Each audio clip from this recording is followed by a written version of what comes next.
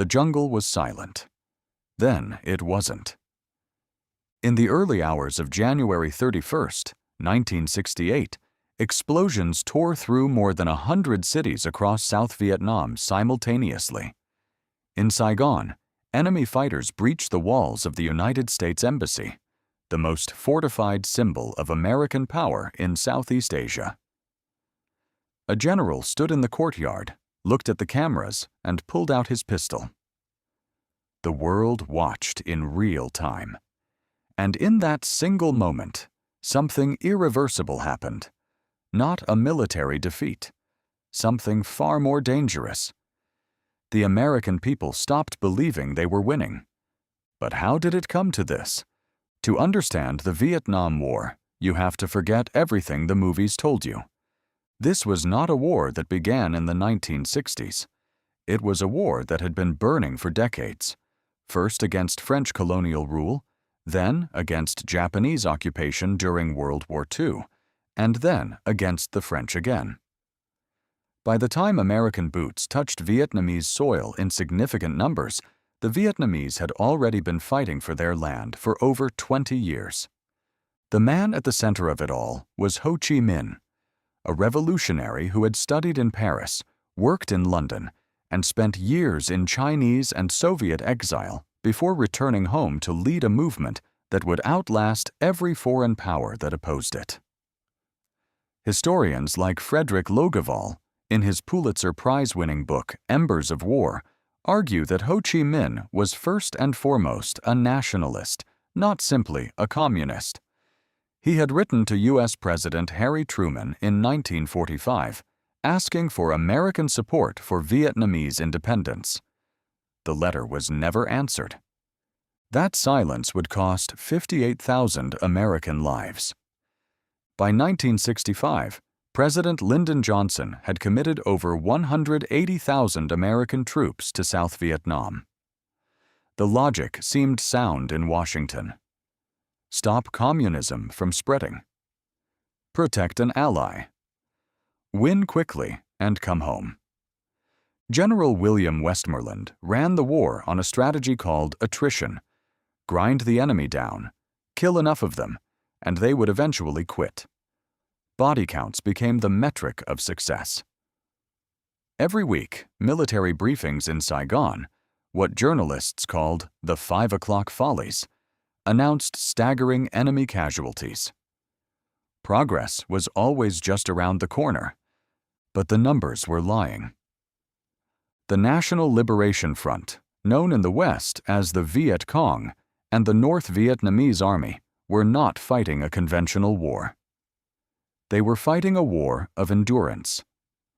Military historian Max Hastings, in his sweeping account Vietnam, An Epic Tragedy, writes that the North Vietnamese leadership accepted from the beginning that they would suffer catastrophic losses, and that it did not matter as long as they made the cost too high for America to keep paying.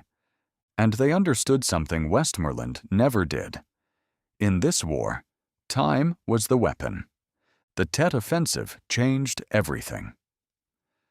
On January 31st, 1968, during the Vietnamese Lunar New Year, a period when a ceasefire had been expected, North Vietnamese and Viet Cong forces launched coordinated attacks on more than 100 cities and outposts across South Vietnam. Hue, Da Nang, Saigon, all hit at once. The U.S. Embassy, the symbol of American dominance in Southeast Asia, was breached. Militarily, Tet was a catastrophe for the attackers. The expected popular uprising in the South never materialized. Tens of thousands of North Vietnamese and Viet Cong fighters were killed. By any traditional measurement, it was an American and South Vietnamese victory. But Walter Cronkite, the most trusted journalist in America, flew to Vietnam and came back to tell his audience on CBS News. This war was a stalemate, and the American people had been misled. When Cronkite speaks, Johnson reportedly said, "He's lost Middle America." 3 weeks later, Lyndon Johnson announced he would not seek re-election.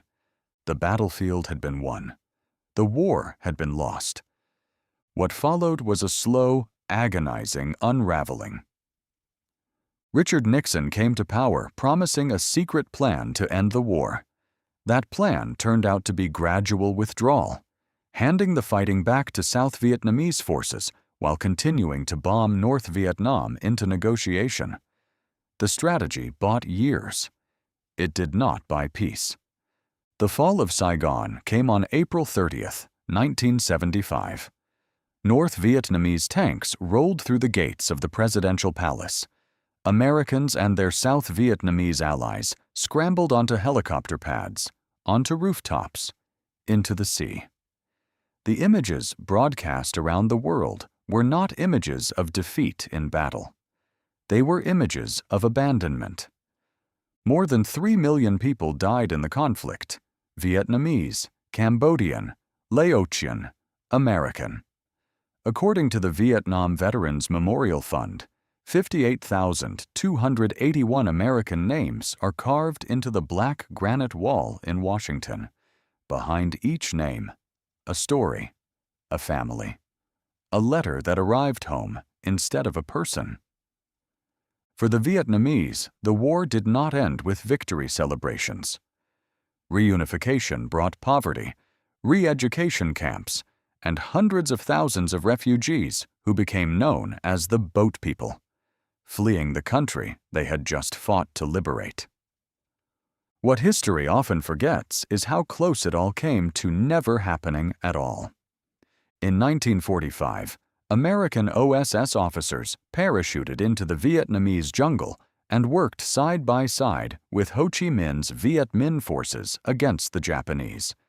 They called him a pragmatic, effective leader. One officer, Archimedes Patty, later wrote that Ho Chi Minh had hoped for an American alliance, not a Soviet one. The decision to back French recolonization instead, documented extensively in the Pentagon Papers, the secret Defense Department study leaked by Daniel Ellsberg in 1971, set in motion a chain of events that no one in Washington fully controlled. The Pentagon Papers revealed something stunning.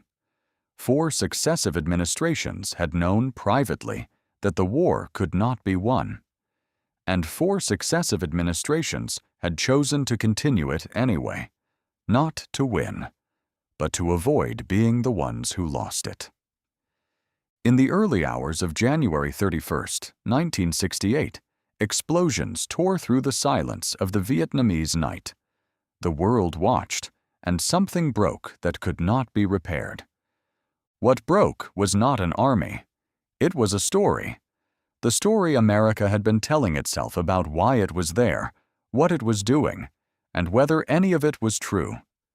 The jungle kept its secrets, but the silence, in the end, spoke loudest of all.